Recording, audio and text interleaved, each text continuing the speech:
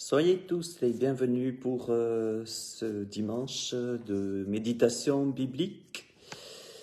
Alors, nous allons aujourd'hui donc aborder en direct l'article de la semaine intitulé « L'autorité morale dans les derniers jours ».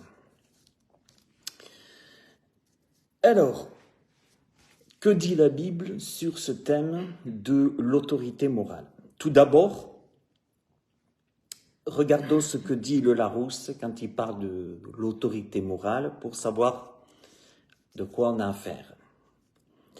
L'autorité morale, dira le Larousse, elle est définie comme une réalité psychique, une conscience, mais plus haute et plus riche que la nôtre, et dont nous sentons que la nôtre dépend. Donc on voit, et elle trouve sa source dans la société. Donc dans la société, on voit qu'il y a l'autorité morale, c'est aussi une redevabilité où on voit aussi, comme dira la Bible, il est bien de pouvoir aussi considérer les autres souvent comme aussi pouvant être au-dessus de nous-mêmes, en fait, dans sa juste valeur. Mais voilà, l'autorité morale dans les derniers jours, l'apôtre Paul en parle, les prophéties bibliques en parlent. Alors pour cela, nous allons lire 2 Timothée 3, 1. « Sache que dans les derniers jours, il y aura des temps difficiles, car les hommes seront égoïstes, amis de l'argent, fanfarons, hautains, blasphémateurs, rebelles à leurs parents. » Donc on voit déjà là aussi que l'autorité morale, ingrats, irréligieux, insensibles, déloyaux, calomniateurs, intempérants, cruels, ennemis des gens de bien, traîtres, emportés, enflés d'orgueil, aimant le plaisir plus que Dieu, ayant l'apparence de la piété. Ils auront quand même, dans les derniers temps, dans les derniers jours, les gens auront l'apparence de la piété, mais malheureusement, ce ne sera qu'une apparence, mais reniant ce qui en fait la force. Alors, donc, les prophéties bibliques nous révèlent que l'autorité morale est en déclin. Et il n'y a pas besoin d'ouvrir la Bible forcément pour le voir. Il n'y a qu'à ouvrir nos yeux et se rendre compte de la situation d'aujourd'hui qui est en effet confirmée. Alors, et ce qui est encore plus difficile, et ce qui est prenant dans les prophéties bibliques, c'est que non seulement les prophéties bibliques nous disent qu'il va y avoir des temps difficiles, avec des temps où cette autorité morale sera vraiment basse, sera mal, mais en plus, elle nous dit quoi? Elle nous dit aussi elle nous informe que ni les politiciens, ni les ouvriers, ni les ecclésiastiques ne pourront empêcher l'effondrement de la morale. Et ce n'est pas nouveau. Ce n'est pas nouveau, pourquoi? Parce que le Christ lui-même a dit que ce qui se produirait au temps de la fin, comme il est dit, sache que dans les derniers jours, si je reviens à Paul, et le Christ est en train de nous dire, il nous a dit que ce qui se produirait au temps de la fin allait ressembler au temps de Noé. Il a parlé de Noé. Luc 17, 26, je vous lis le passage du Christ. « Ce qui arriva du temps de Noé arrivera de même au jour du Fils de l'homme. » Arrivera de même. Donc, nous voyons que l'autorité morale, l'effondrement de l'autorité morale n'est pas nouveau, elle n'est pas nouvelle et elle est à répétition. Les hommes, dira Jésus, mangeaient, buvaient, se mariaient, mariaient leurs enfants, jusqu'au jour où Noé entra dans l'arche. Le déluge vient et les fit tous périr. Alors, la question qu'on pourrait se poser, c'est pourquoi est-ce que Jésus fait-il cette déclaration, nous parle-t-il de l'autorité morale au temps de Noé, là-bas l'associer dans les derniers temps? Tout simplement, nous allons pour cela revenir à Genèse 6, 5, où il est question du récit de Noé, une partie entre autres. « L'Éternel vit que la méchanceté des hommes était grande sur la terre. Donc, il y a un rapprochement avec ce que Jésus dit avec Noé.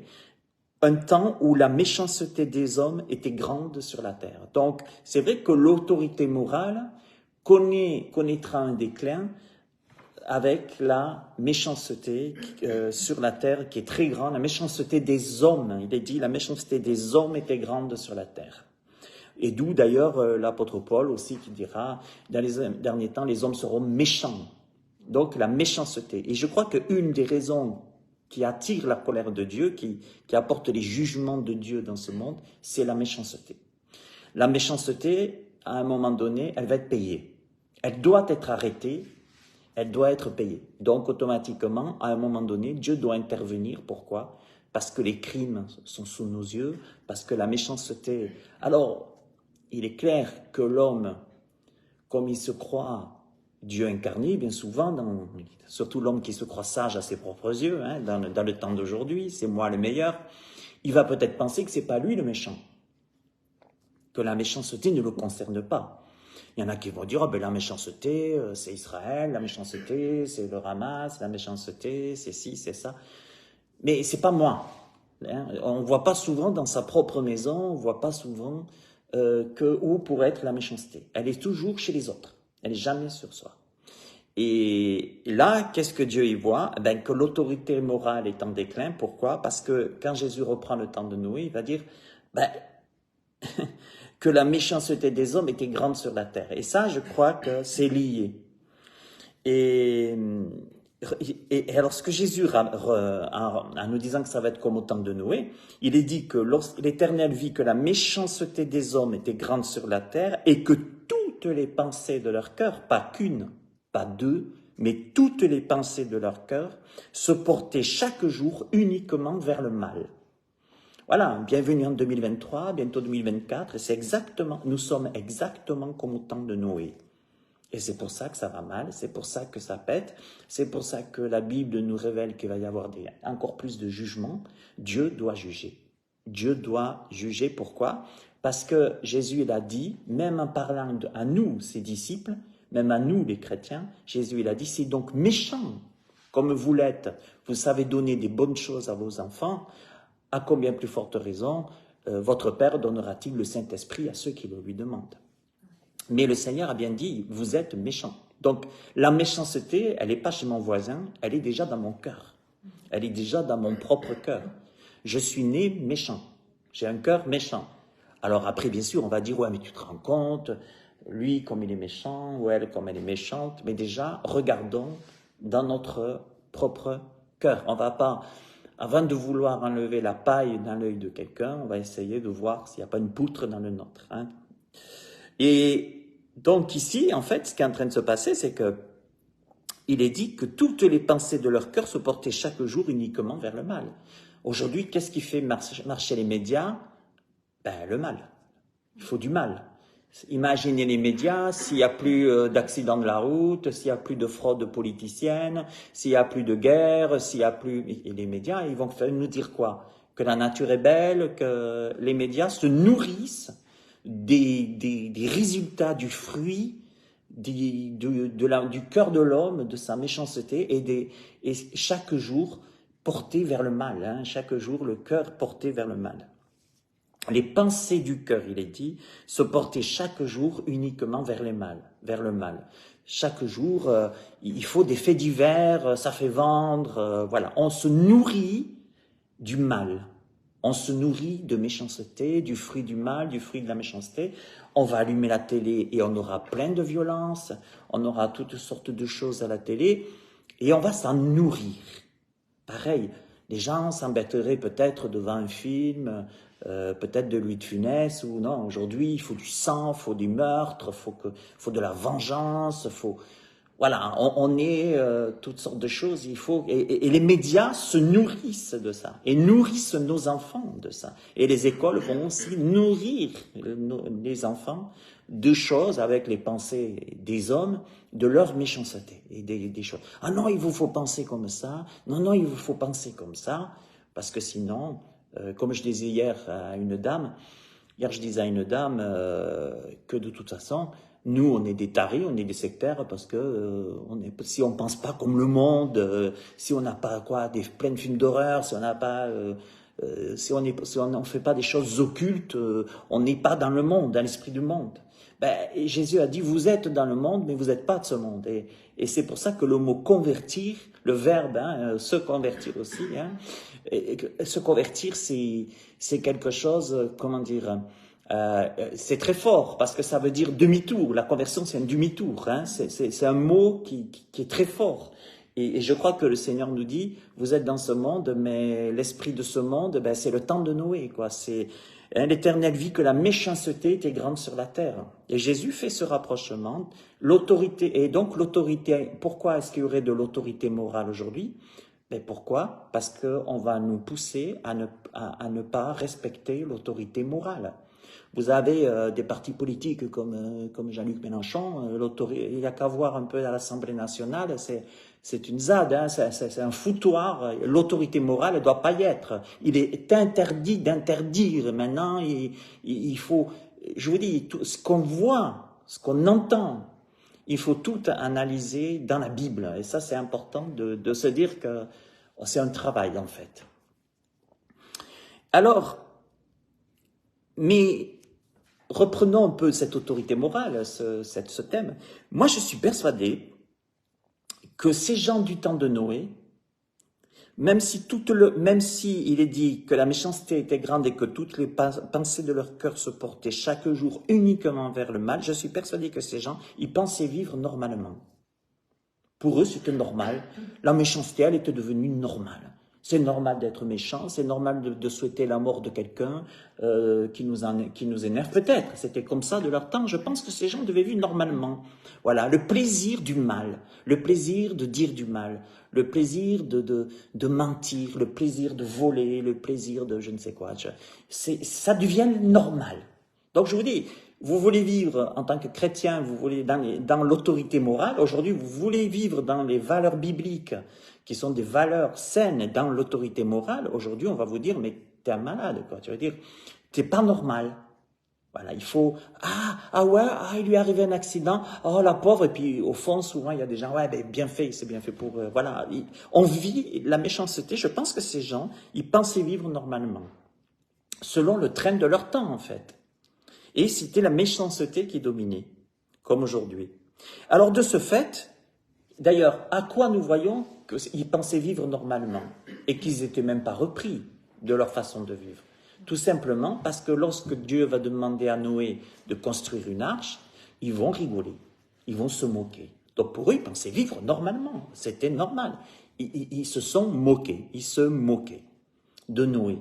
Comme aujourd'hui, les gens allaient parler du Seigneur Jésus, les gens vont se moquer. Sache que dans les derniers temps, il viendra des moqueurs, dira l'apôtre Paul. Voilà, on est comme au temps de Noé. C'est pour ça que Jésus a repris ce temps de Noé. Il y aura des moqueurs, il y a des moqueurs. On se moque, vous parlez, Noé parlait de Dieu, parlait du Seigneur, parlait de ce que Dieu lui avait dit, et on se moquait, les gens se moquaient de lui, la méchanceté était grande, mais ils pensaient être dans le juste. Ces gens méchants, c'était devenu le train de ce monde, et c'était dans le juste. Voilà. Donc il fallait être méchant avec les méchants pour être accepté, quoi. Et sinon tu étais pris pour un malade, on se moquait de toi. Et aujourd'hui c'est pareil, si nous voulons garder notre foi en Christ et dans les valeurs bibliques, on va se foutre de notre gueule aussi. Ça c'est clair et net. On va dire il est une secte.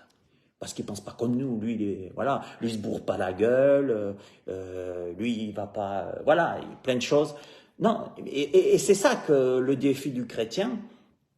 Et c'est de dire, moi j'ai envie de vivre comme Dieu me demande de dire, et l'autorité morale a toute sa valeur.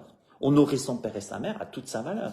Je veux dire, aujourd'hui, l'autorité morale, honorer son père et sa mère, allez vous faire voir les enfants, mais là ils vont peut-être être gentils si vous leur achetez les cadeaux que ces petits bouts de chou ont envie que vous lui achetez pour Noël. Là peut-être qu'ils vous embêteront pas trop. Voilà, mais après, dès que le cadeau sera offert, ça va repartir. Non, je pense qu'aujourd'hui, l'Éternel vit que la méchanceté des hommes était grande sur la terre, et vous savez que, je vais vous lire maintenant quelques versets bibliques concernant l'autorité morale, et que Jésus l'associe avec les temps de Noé. 2 Pierre 3.3, sache avant tout, l'apôtre Pierre dira, avant tout que dans les derniers jours, ben voilà de nouveau les derniers jours, il viendra des moqueurs avec leur raillerie, marchant selon leur propre convoitise et disant « Où est la promesse de son avènement ?» Car depuis que les pères sont morts, tout demeure comme dès le commencement de la création. Voilà, donc on voit que là aussi, même Pierre en parle, c'est comme Jésus dit comme au temps de Noé. Noé construit une arche, on se fout de lui, on se moque de lui. Eh ben, l'apôtre Pierre, il dira quoi? Ben, qu'il y en a qui, pareil, qui viendra des moqueurs qui diront, où est la promesse de son avènement? Vous nous dites que le Seigneur doit revenir. C'est bien, mais où c'est? Eh ben, comme a dit le Seigneur a dit qu'il reviendrait comme un voleur.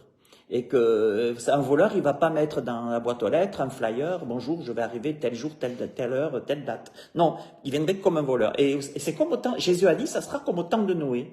Les hommes mangeaient, buvaient, se mariaient leurs enfants. C'était des moqueurs, c'était voilà. Et jusqu'au jour où Noé entra dans l'arche, et puis voilà, c'est venu, le jugement est venu. Mais il faut savoir une chose, c'est que toute méchanceté sera jugée. C'est comme ça.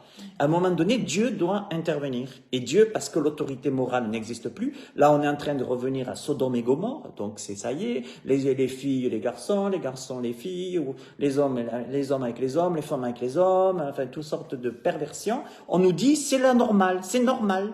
Ben, aujourd'hui, Dieu va devoir aussi, il va agir par rapport à ça, et c'est la méchanceté. L'autorité morale n'existe plus parce que aujourd'hui, les identités sont fracassées à cause de la méchanceté des hommes, à cause du péché, à cause justement de l'abandon aussi de la parole de Dieu et de la saine doctrine.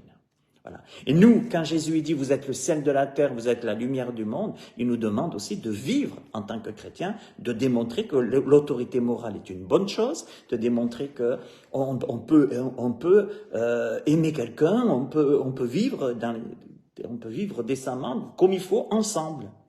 Mais aujourd'hui, vous pouvez crever, on n'en a rien à foutre, vous pouvez mourir de faim, et souvent on n'en a rien à foutre, tant que les gens ils ont leur frigo plein, ils ont leur argent, voilà, après ils vont aller à la messe de Noël, ils sont contents, ils vont rassurer leur petit cœur, une messe qui ne servira à rien puisque c'est pas ça qui les fera hériter le royaume de Dieu, mais après ils vont rentrer chez eux, ils vont bouffer, d'autres vont mourir de faim, ils en ont rien à foutre. Voilà, bon ben, c'est l'autorité morale les temps de la fin, c'est, voilà. Mais, heureusement que dans la minorité, parce que Noé, Jésus a parlé de Noé, et c'était la minorité Noé, et Paul dira que dans les derniers jours, il y aura des temps difficiles, je le redis, les hommes seront égoïstes, etc. Mais dans la minorité, la Bible dit qu'il y aura toujours, et c'est pour ça que Dieu ne détruira plus, il a dit après avec l'arc-en-ciel, je ne détruirai plus la terre comme ça. On sait que Jésus a dit les cieux et la terre passeront. C'est vrai que, mais pourquoi? Pour des nouveaux cieux, une nouvelle terre. Mais heureusement que dans la minorité, il y aura toujours des personnes croyantes qui trouveront grâce devant Dieu. Il y a des Noé. Je vais vous lire Genèse 6:8. Mais Noé trouva grâce aux yeux de l'Éternel. Mais Noé trouva grâce aux yeux de l'Éternel. Noé était comme nous, était méchant. La méchanceté, comme je l'ai dit, Jésus a dit, elle est dans le cœur de tout homme. Mais il a trouvé grâce devant Dieu. D'autres que Noé ont trouvé grâce devant Dieu. Je vais en citer que quelques-uns, je pourrais en citer plusieurs. Luc 1,30, parlons de Noël. Marie, l'ange lui dit, ne crains point Marie, car tu as trouvé grâce devant Dieu. Noé a trouvé grâce devant Dieu et Marie a trouvé grâce devant Dieu. Pourquoi? Parce que Dieu savait que Noé et Marie, ils avaient un cœur humain, méchant, comme a dit le Seigneur, mais ils cherchaient Dieu, ils craignaient Dieu, ils n'étaient pas parfaits, mais ils avaient un cœur, ils ont trouvé grâce devant Dieu. Et je pense que les pensées de leur cœur ne se tournaient pas chaque jour dans la méchanceté, vers la méchanceté et toutes sortes de fruits suite à ça. Après, Exode 33:17, l'Éternel dit à Moïse, « Je ferai ce que tu me demandes, car tu as trouvé grâce à mes yeux. » Pareil, tu as trouvé grâce à mes yeux. Et vous voyez, c'est là que pour nous, c'est important de dire, mais de ne pas idolâtrer comme Marie. Marie, elle était comme Noé, elle était comme Moïse, elle était comme d'autres. Ils ont trouvé grâce aux yeux de Dieu. Mais c'était des hommes et des femmes comme vous et moi, sauf que ils avaient leur cœur, j'espère pour chacun de nous qu'il en est ainsi, ils avaient un cœur pour Dieu, de le craindre, de le servir dans une génération au niveau d'une génération méchante, hein, donc avec une autorité morale en déclin. Donc, ce qui est important, c'est de se dire, est-ce que j'ai trouvé grâce aux yeux de Dieu? Pour ma part, je me rappellerai toujours, et je sais que j'ai trouvé grâce à ses yeux, le jour où quoi, où je me suis humilié devant lui, reconnu comme pécheur, reconnu comme méchant, reconnu comme le train de ce monde, comme au temps de Noé. Voilà, je faisais partie des égoïstes, des gens amis de l'argent, fanfarons, hautains, blasphémateurs, rebelles à mes parents, ingrats, irreligieux, insensibles, déloyaux, calomniateurs, intempérants, cruels, ennemis des gens de bien, traîtres, emportés, enflés d'orgueil, aimant le plaisir plus que Dieu, ayant l'apparence du petit bout de chou de la piété, mais en reniant ce qui fait la force. J'étais comme ça. J'étais comme ça. Donc, pour moi, l'autorité morale, j'en avais rien à foutre. J'étais comme ça. Le jour où le Seigneur a frappé à la porte de mon cœur et que j'ai ouvert la porte, il m'a montré que j'étais ça. Voilà. J'étais quelqu'un, je faisais partie, que sache de ce que dira Paul 2 Timothée 3:1, je faisais partie dans les derniers jours des temps difficiles, faisais partie de ces hommes que Paul dira dans les temps de la fin, comme au temps de Noé, Jésus le dira, de cette méchanceté. Voilà. Alors après, on peut me donner les petites, oh mais il est chou, il est mignon. Oui, il est mignon, mais dedans, j'étais pas comme j'étais à l'extérieur. Voilà. Et c'est pour ça que la Bible dit que l'homme regarde à ce qui frappe les yeux, mais que Dieu regarde au cœur. Voilà. Et c'est important que nous, et Dieu a regardé le cœur de Moïse, Dieu a regardé le cœur de Marie, Dieu a regardé le cœur de Noé, Dieu a regardé le cœur de David, Dieu a regardé des cœurs, David qui était un meurtrier, qui a commis l'adultère, il regardait les cœurs et des gens, et j'en oublie tellement dans la Bible, tellement de serviteurs de Dieu, de personnes, qui ont trouvé grâce aux yeux de Dieu parce qu'ils avaient un cœur, pas comme au temps de Noé, ils n'étaient pas dans la majorité. Voilà, ils n'étaient pas dans cette majorité qui rigolait, qui blasphémait, qui se foutait la gueule de Dieu et qui vivait une vie comme ce monde, on doit la vivre. Allez-y, bourrons-nous la gueule, mangeons, buvons, marions nos enfants et faisons toutes sortes de trafics et moquons-nous de ceux qui construisent des églises ou des arches. C'est que des faibles. Eh ben non, Marie, c'était une personne comme Moïse, comme tout le monde. C'est pour ça qu'on ne doit pas idolâtrer les hommes, on ne doit pas idolâtrer Marie, pas du tout. Ça, c'est un mauvais enseignement. Il n'y a que Dieu seul, l'éternel Dieu, qui doit être adoré, Père, Fils, Saint-Esprit. Et ça, c'est important. Mais on a trouvé grâce à ses yeux. Nous sommes des Marie, nous sommes des Josué, nous sommes des David, nous sommes des Noé. Et il faut rester du bon côté. Et dans les derniers temps, il faut rester, sachant que l'autorité morale, elle est en déclin dans les derniers jours, il faut rester du bon côté. Alors, on va continuer, je vais vous lire, juste avancer un peu ma chaise, voilà. Je vais lire Ézéchiel 14:14. Et qu'il y eut au milieu de lui ces trois hommes, Noé, Daniel et Job, ils sauveraient leur âme par leur justice, dit le Seigneur l'Éternel. C'est beau ici que Dieu va présenter trois hommes, Noé, Daniel et Job. Rien que ces trois, alors Dieu, bien sûr, Dieu n'a pas de majorité, hein, toujours, hein, c'est toujours pareil. Hein. Dieu cherche, il n'y en a pas, il ne trouve pas beaucoup. Mais et la Bible dit dans Ézéchiel 14:14 que ces trois hommes, Noé, Daniel, Job, ils sauveraient leur âme par leur justice, dit le Seigneur l'Éternel. Ça veut dire quoi? Ça veut dire qu'ils avaient un cœur, ils cherchaient la justice de Dieu. Ils cherchaient la justice de Dieu. Parce que vous savez, il y a deux sortes de justice. Il y a la justice des hommes, il y a la justice de Dieu.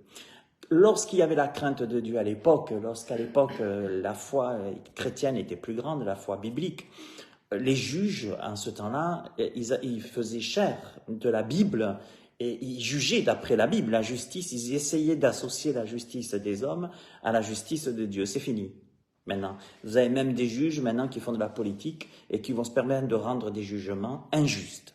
Voilà, c'est comme ça. C'est une période des temps où les hommes sont méchants. Ça veut dire qu'après, ce qui se passe aussi, c'est que on va peut-être se poser la question, comme David a posé la question, Seigneur, pourquoi est-ce que les méchants réussissent-ils toujours? Voilà, c'est à un moment donné une question qu'on se pose.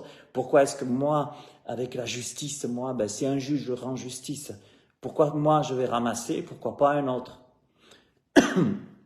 Et c'est ça que je veux dire, c'est que Je crois vraiment je le redis, moi je crois que Satan est le prince de ce monde. Je pense que la méchanceté dans le cœur de l'homme, c'est l'homme pécheur, l'homme corrompu, et que seul Christ peut nous guérir, nous délivrer, mais ce qui n'empêchera pas de vivre des injustices. Je crois que tant qu'on sera sous la justice des hommes, on risque de vivre des injustices. Voilà. Mais le jour où le Seigneur va revenir établir son règne de 1000 ans, là, il y aura la justice de Dieu, heureusement, sur la terre. D'ailleurs, il y a tout qui va reprendre vie. Les animaux, même l'enfant pourra jouer avec le serpent, le loup avec l'agneau, etc. Oui, parce qu'il n'y aura pas la justice des hommes, mais il y aura la justice de Dieu. Et nous attendons la justice de Dieu. Mais on n'a pas besoin de l'attendre. Nous sommes appelés à manifester la justice de Dieu. Justement, dans les valeurs morales, la justice de Dieu, c'est de pouvoir dire les choses telles qu'elles sont et de les nommer. Alors, acte 7,46, je vais vous lire. David trouva grâce devant Dieu. Vous voyez, pareil, David trouva grâce devant Dieu, donc on continue la liste, et demanda d'élever une demeure pour le Dieu de Jacob. Et là aussi, on voit quoi? Que Jésus est le seul chemin. La réponse pour que nous puissions trouver grâce devant Dieu, l'autorité morale, c'est ça. Moi, je crois que l'autorité morale découle du cœur de Dieu aussi. Mais en fait, ce qu'il faut comprendre, c'est que tous ces hommes et toutes ces femmes qui ont trouvé grâce devant Dieu, c'était des pécheurs comme vous et moi.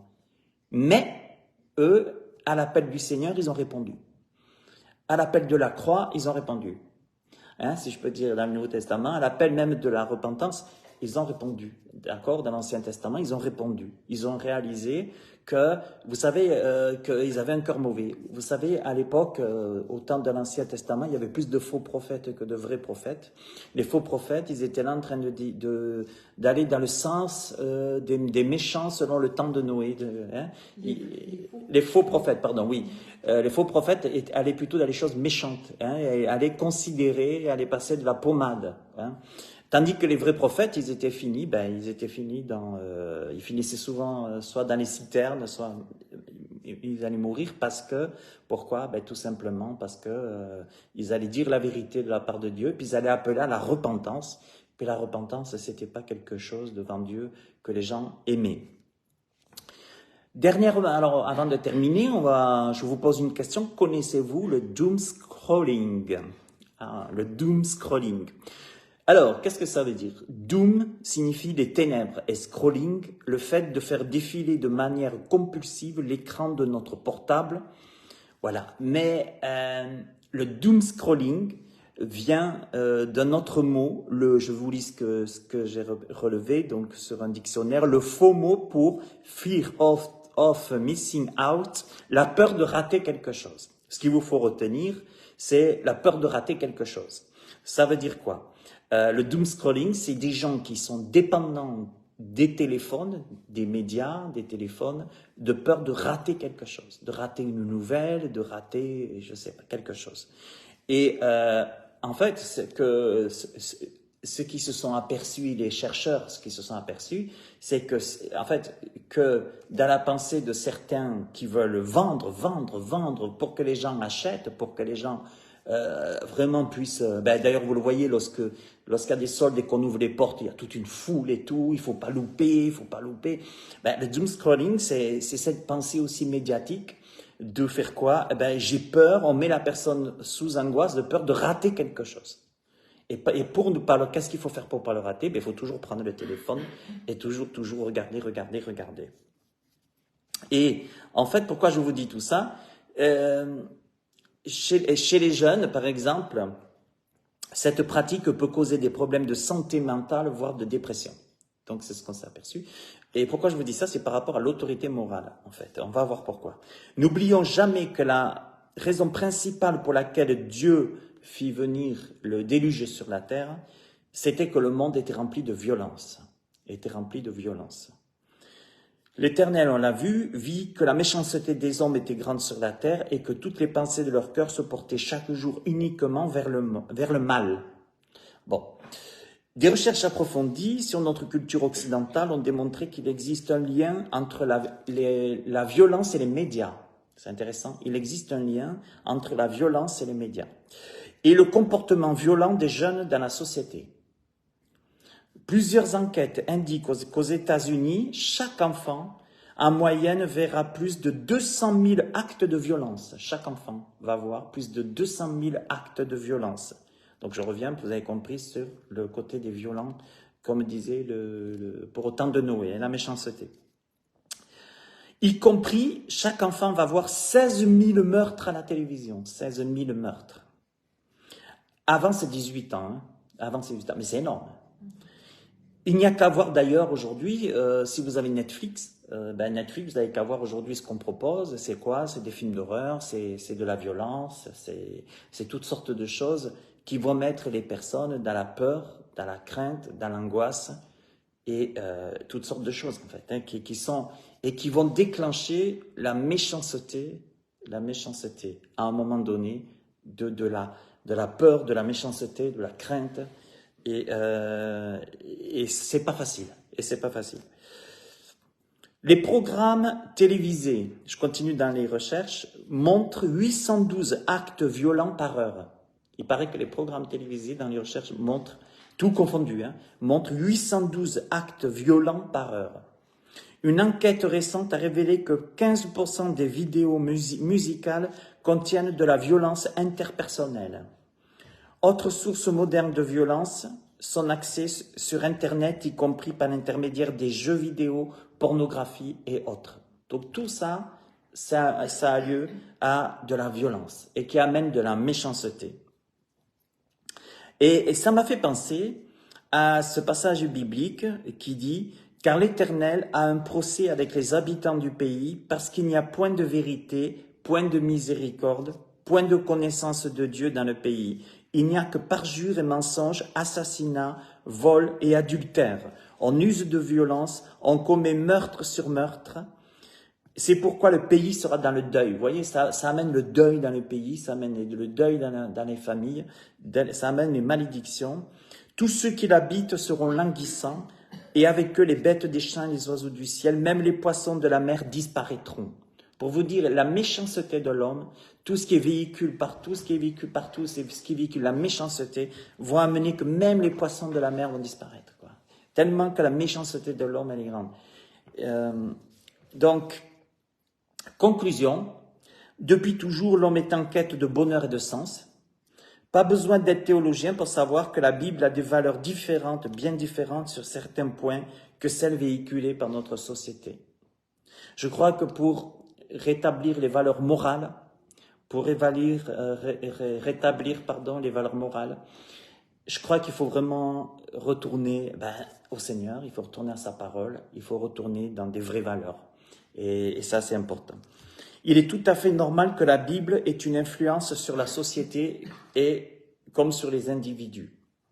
Elle fait toujours une différence dans les cultures où elle est introduite. À Thessalonique, au 1er siècle, la foule a traîné les chrétiens dans les rues en criant « Ces gens qui ont bouleversé le monde sont aussi venus ici ».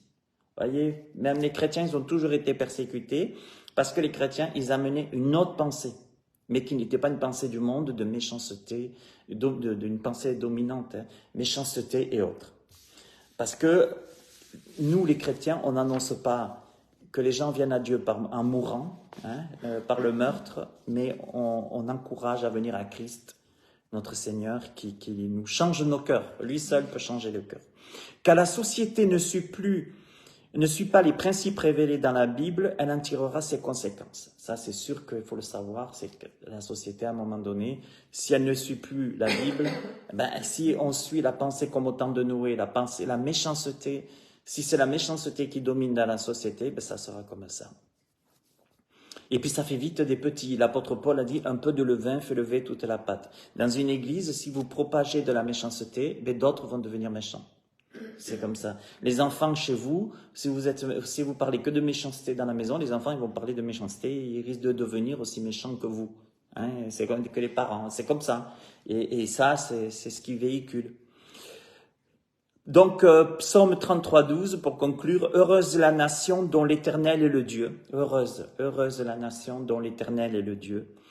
Parlons donc de ces principes moraux qu'on peut appeler aussi des lois ou des commandements. Au psaume 119, verset 5, nous lisons « Ta parole est une lampe à mes pieds et une lumière sur mon sentier. » Elle nous permet de choisir, bien choisir les actes que nous devons poser, même quand nos désirs, nos passions, les pressions exercées par les autres pourraient obscurcir notre jugement. Certaines personnes nous disent qu'il faut toujours écouter son cœur, mais notre cœur est capable de nous égarer. Ça, je l'ai marqué. Notre cœur, on nous dit, oui, mais il faut écouter ton cœur, mais mon cœur, il peut m'égarer, et il peut égarer les autres.